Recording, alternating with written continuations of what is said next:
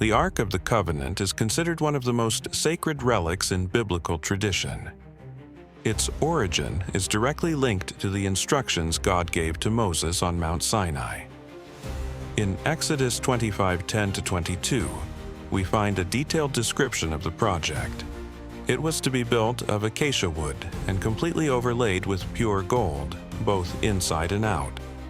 Its dimensions were approximately 1.10 meters long and 70 centimeters wide and high. Every detail emphasized that this was no ordinary object, but the symbol of the Lord's presence among His people. On top, there was to be the mercy seat, a cover of crafted gold adorned with 2 cherubim with outstretched wings facing each other.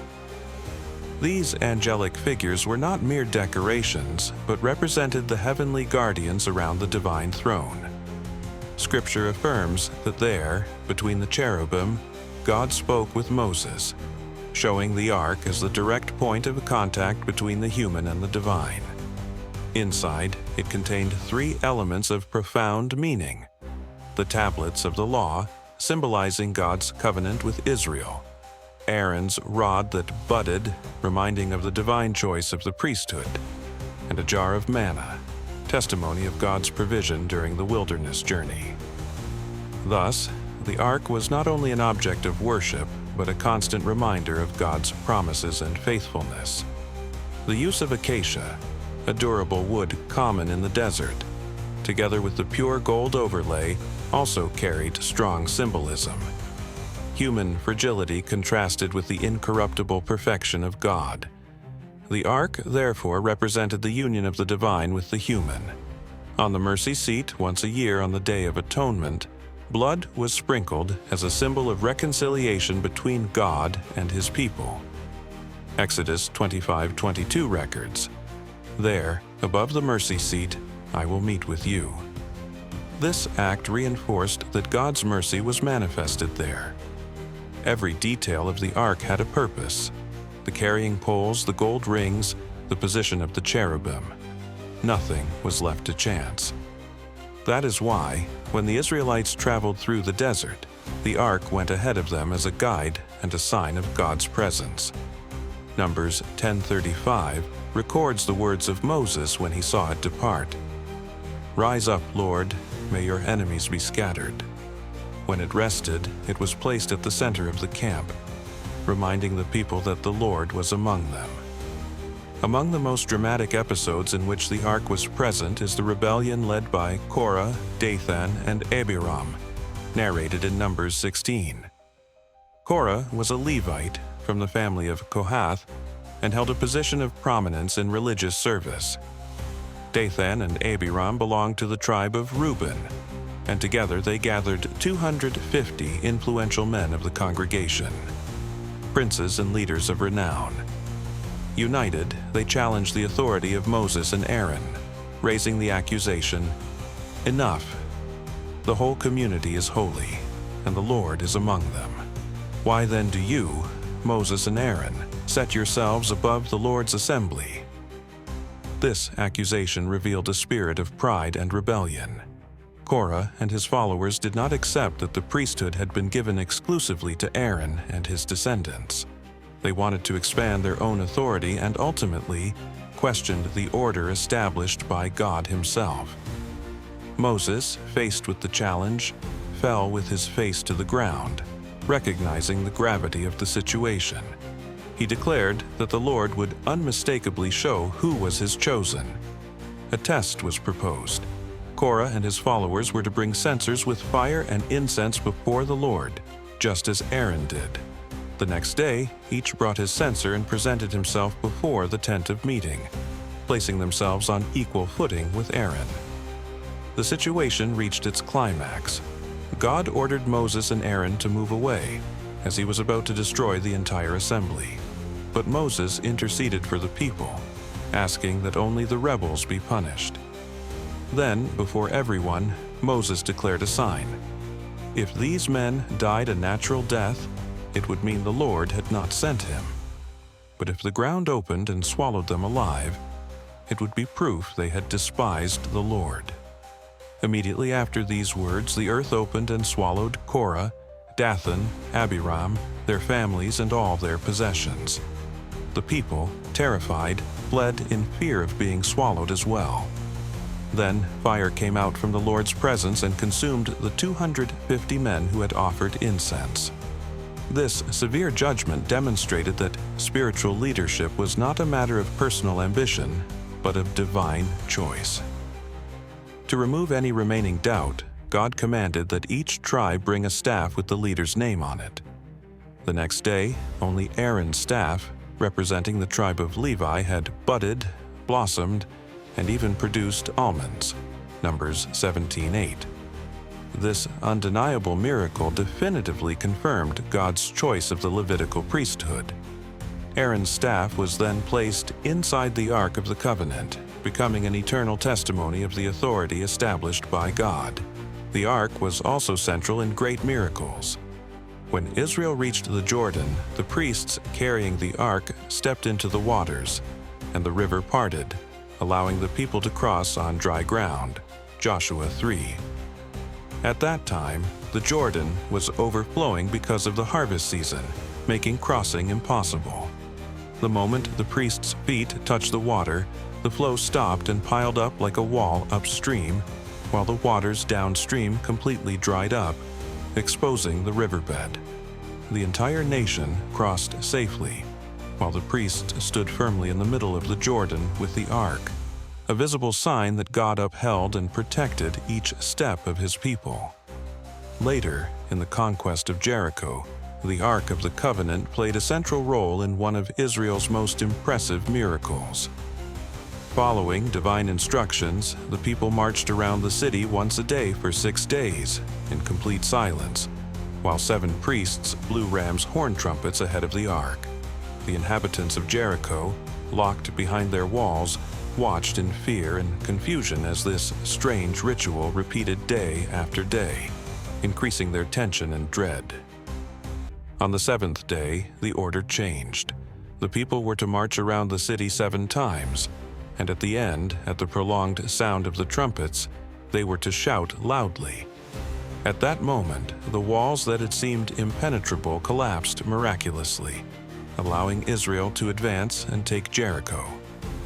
This showed that victory did not depend on military strength, but on obedience to God's word and his presence symbolized by the Ark.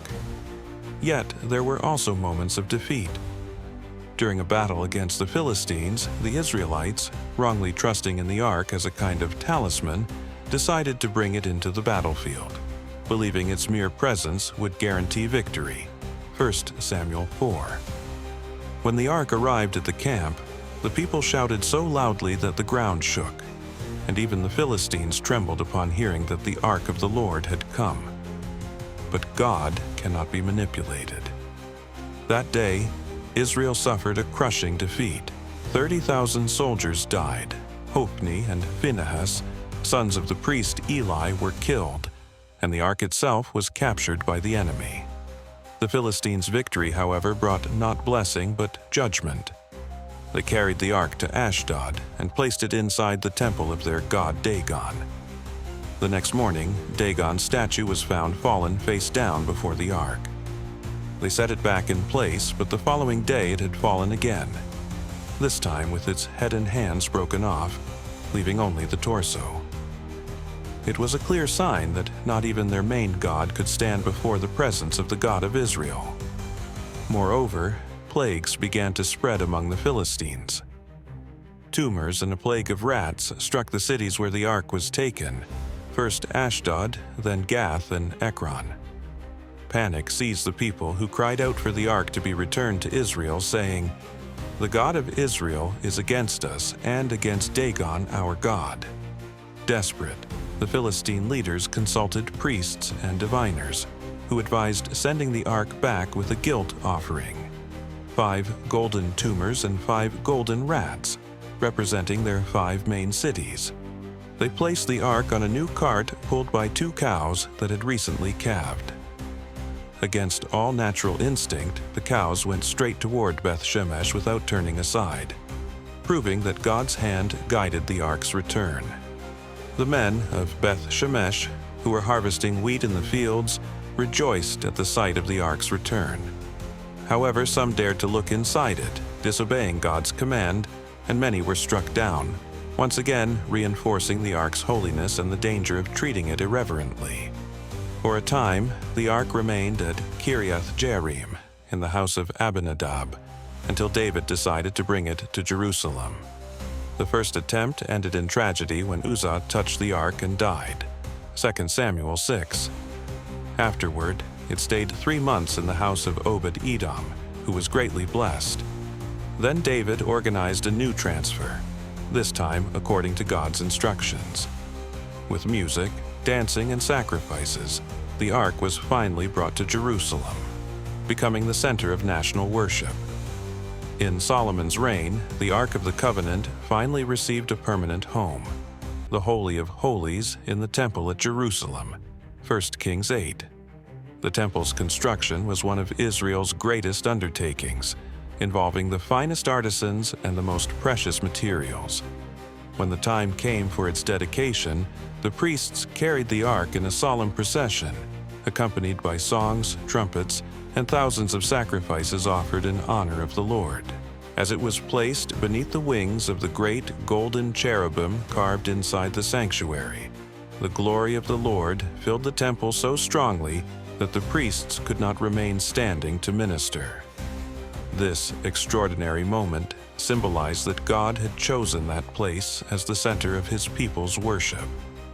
The ark, now at the heart of the temple, was not only a sacred object, but a living reminder of God's covenant and presence in Israel, establishing Jerusalem as the nation's spiritual center.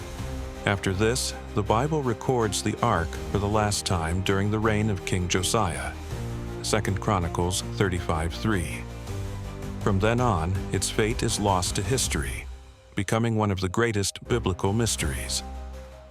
A few years later, Jerusalem was attacked by Nebuchadnezzar, king of Babylon, who destroyed the temple and carried away its treasures. Many believe that, to protect it from desecration, the prophet Jeremiah or faithful priests hid the ark in a secret location, possibly in caves around Jerusalem or on Mount Nebo. Another tradition claims that the ark was taken to Ethiopia, where it is said to remain to this day in the Church of St. Mary of Zion in Axum.